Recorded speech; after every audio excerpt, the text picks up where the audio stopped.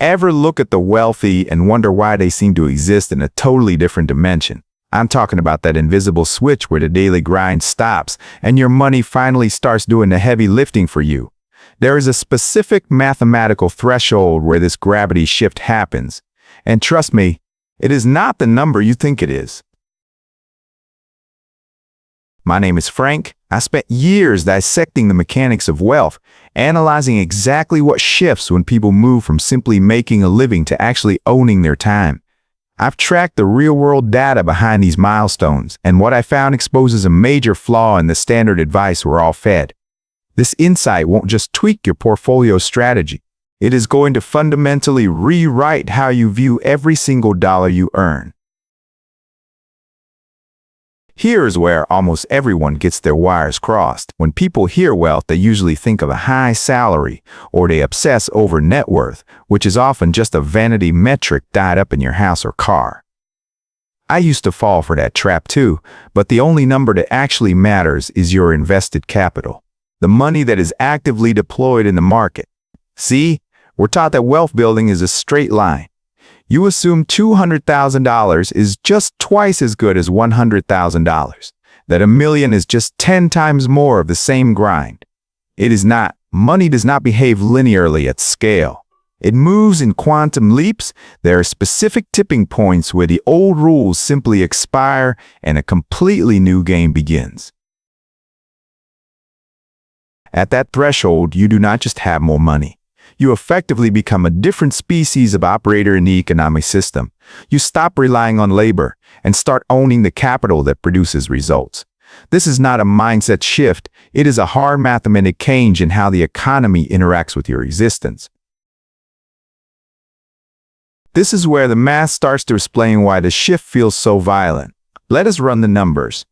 When someone has $10,000 invested earning a 7% annual return, that capital produces roughly $700 a year. It is helpful, maybe covers a few bills, but it does not change your reality.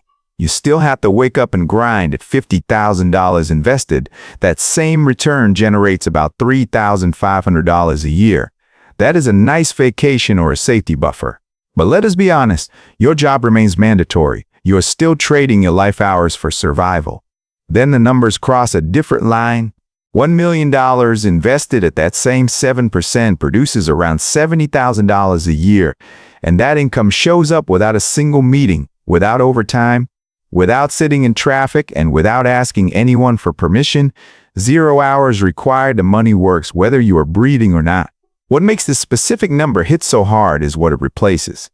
Recent data shows the average American household spends roughly $67,000 a year. So at that $1 million level, investment income is no longer just a bonus. It is now powerful enough to fund an entire existence on its own. Your capital stops just assisting your life and starts fully carrying the weight of it. I have watched people run this math for the first time and just go silent. They are not celebrating, they are recalibrating, because they realize this is the exact moment when capital begins outperforming labor. And once that happens, the relationship with money can never stay the same.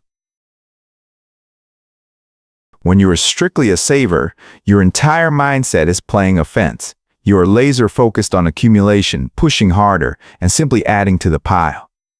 Every decision gets filtered through a lens of raw growth and speed, but the moment you cross into true capital ownership, that posture flips upside down. The primacy.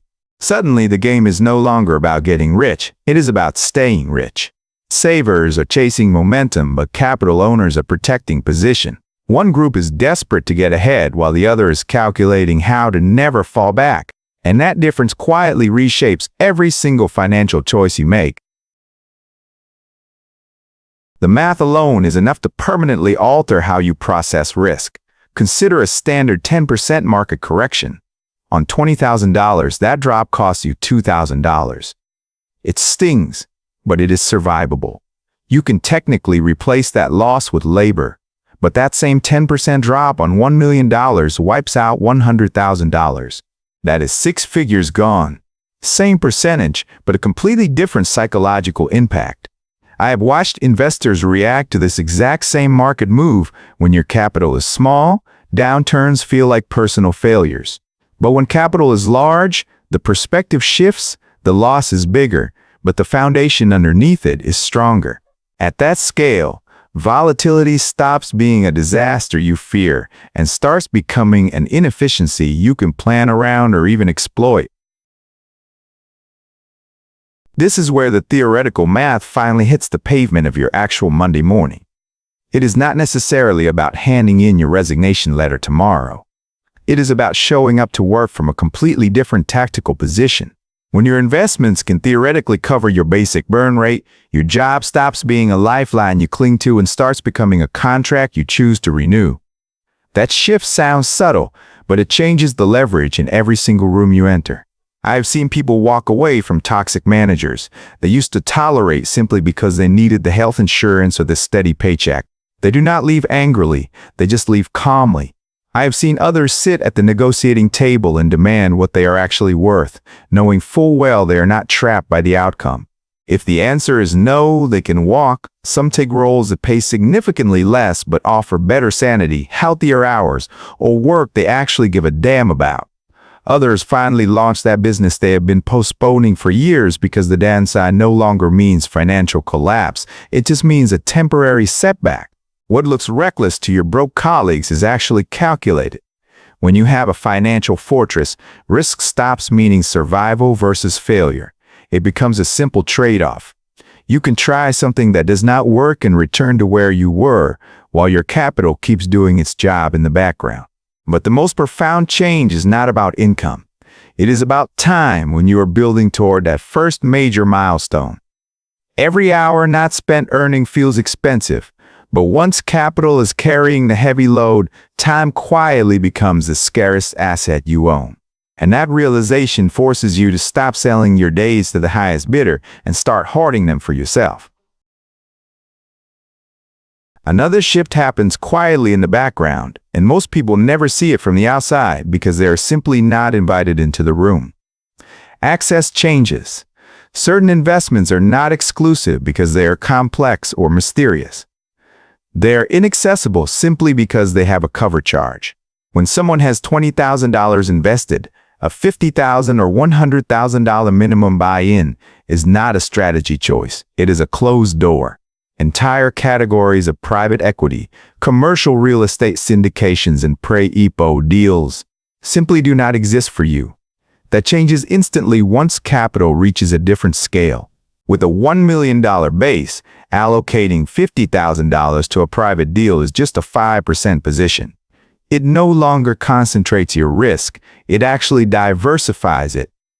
Opportunities that were mathematically impossible become standard options. I have also watched how institutions respond once that foundation is visible on their screen. Banks stop treating you like a potential liability and start treating you like a client. They are terrified to lose. The conversations shift, terms improve, access to credit becomes easier, not because your character changed, but because your collateral did. What is critical here is that none of this feels dramatic while it is happening. The system simply unlocks doors that were never built for small balances. And once those doors swing open, the playing field stops feeling flat. Structure begins to matter more than effort, and your position starts to matter more than your intention. This is the part almost no one talks about honestly because it sounds ungrateful. The pressure does not disappear when you cross that threshold. It changes shape when an investor has $50,000. A 5% market drop means losing about $2,500. It is uncomfortable, but it is manageable. You can sleep through it. At $1 million, that same 5% swing is $50,000 gone, not on paper in real time. I have watched people experience this for the first time and struggle to articulate the vertigo. You can lose more money in a bad Tuesday afternoon than many people earn an entire year of labor. Daily portfolio movements start exceeding your monthly salary. The percentages are the same, but what really shifts is your awareness. Suddenly, volatility is not abstract. It shows up every time you unlock your phone. That is when behaviors start changing. People check balances more often than they admit, not because they plan to sell, but because they need to see where the ground is. I have seen calm, rational professionals become unusually sensitive to short-term noise, even when nothing about their long-term plan has changed. This is also where risk tolerance quietly resets. The aggressive mindset that helps someone accumulate capital is rarely the mindset that helps them keep it. A 20% drop on a smaller portfolio feels like a setback on a larger one. It feels like years of your life have been erased, and so strategies shift. Growth gives way to preservation. Stability starts to matter more than upside. What surprises most people is that this reaction is not emotional weakness. It is rational. When the stakes get high enough, protecting what you have built becomes more important than proving how smart you are. The irony is that the people who can most afford to take risks often become the most cautious where it matters most. Despite all that tension, something profound happens underneath the surface. Most people who cross this threshold do not feel fearless, they feel anchored. The uncertainty of the market does not disappear, but your baseline reality shifts. When your investments can theoretically support your lifestyle for years, risk simply loses its teeth. You're no longer constantly standing on the edge of a financial cliff, wondering if one wrong step will send you into free fall. That foundation creates what I call the optionality mindset. It is not freedom from consequences, it is freedom from desperation. Economic downturns feel less personal when you own assets that historically recover. Job security matters less when you know your mortgage is not dependent on your next 2 paychecks. Even unexpected medical costs stop feeling like a crisis and start looking like just another transaction. I have seen how this opens doors. People never allow themselves to consider choice that once felt reckless start to look reasonable. You might choose to live in a more expensive city because you actually enjoy the culture, or you might leave one to stretch your time instead of your income. You might start a business that could fail without the terror that failure equals financial ruin. You can take a steady job that is boring or a risky one that is meaningful. Knowing neither choice threatens your survival. This extends to family too. Supporting aging parents becomes feasible without panic. Taking 6 months off for a new child does not trigger anxiety about long-term damage. Even saying no becomes easier when no does not carry hidden financial penalties. What is striking is that none of this requires perfect certainty. It works precisely because the foundation is strong enough to absorb mistakes.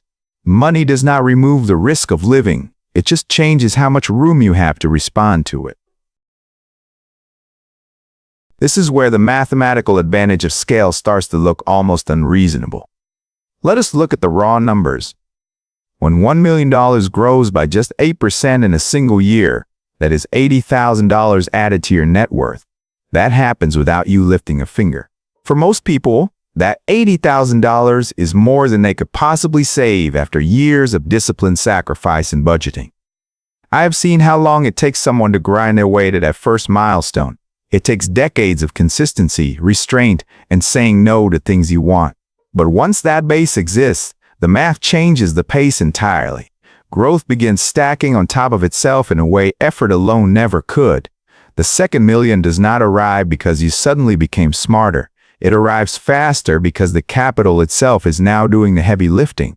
Time compresses, progress accelerates. At this specific level, tax optimization stops being a footnote and starts becoming a core business strategy.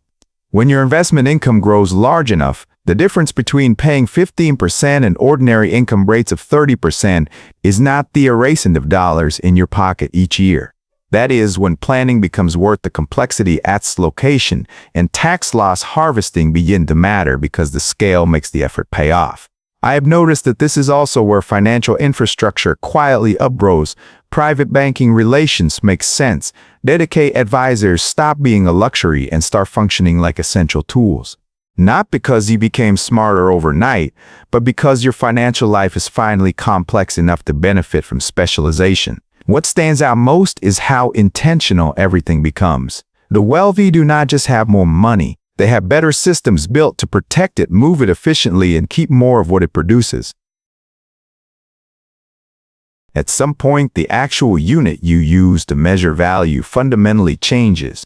You stop thinking in individual dollars and start thinking in time, months, years, financial runway. When capital is generating around $70,000 a year, a $10,000 unexpected expense no longer feels catastrophic. You know almost instinctively that the system will replace that capital in a relatively short window. Not overnight, but without panic. I have watched how this shift alters behavior in subtle ways. People stop reacting emotionally to short-term costs because they understand what those costs represent in time, not just in cash. Money becomes less about immediate survival and more about continuity. There is room to absorb mistakes, room to pause, room to plan. This is also where thinking extends beyond personal security. When wealth grows faster than it is spent, the focus starts to move outward. Capital stops being just a tool to fund one life and starts feeling like something that needs to be managed responsibly. Stewardship replaces accumulation. Decisions are no longer about getting ahead as quickly as possible, but about protecting something that can last. That shift creates a kind of breathing room that is hard to describe until you feel it. Short-term setbacks lose their power. Unexpected expenses do not spiral into anxiety. The future stops feeling fragile, and once money is measured in time instead of stress, it quietly reshapes how people think about what comes next. This is where the system starts to feel like it has hidden levels that only unlock after you win the first round. Not because the rules change, but because your access does. When capital reaches a certain critical mass, leverage becomes cheaper, faster, and significantly more flexible. Credit stops being something you have to apply for and starts becoming something that is offered to you. Lines of credit margin and asset-backed borrowing begin to appear as strategic tools instead of dangerous risks. What is happening underneath is simple physics. Capital starts creating more capital before your effort even enters the picture. You are no longer waiting years to accumulate enough cash for the next move. You can act the moment opportunities show up. I have seen how dramatically this changes. The pace deals that would take months of preparation suddenly move in days. You do not have to sell assets to buy others. You do not have to miss opportunities because cash is tied up. The system quietly rewards those who already have a base. From the outside, it looks like momentum. From the inside, it feels like unfair access. One of the strangest shifts shows up in how risk is actually taken. The people who can most afford to lose money often become the most conservative with their core holdings. They protect the base at all costs. Then almost paradoxically, they become more aggressive at the edges. 80% stays stable and diversified. The remaining 20% absorbs experimentation, upside, and wild risk. From the outside, that looks cautious. In reality, it is controlled. What is harder to anticipate is the social effect. Money conversations start to feel incredibly awkward. You cannot easily complain about volatility when a bad day in the market moves. You cannot explain the stress of managing assets without sounding detached from everyday concerns. I've seen people go silent in rooms where they used to speak freely. This creates a subtle isolation. Your real financial worries do not disappear, but they stop being relationship problems. And so, without intending to, people pull back. This isn't about hitting a flashy number or proving anything to anyone. It is about crossing into a different financial reality where money stops dictating every move and starts working in the background. The real change is not what you earn. It is who you become in the system. Once you understand where that threshold sits, the path forward gets clearer. You stop guessing. You stop chasing noise. You finally have a map that shows what actually matters before and after the line.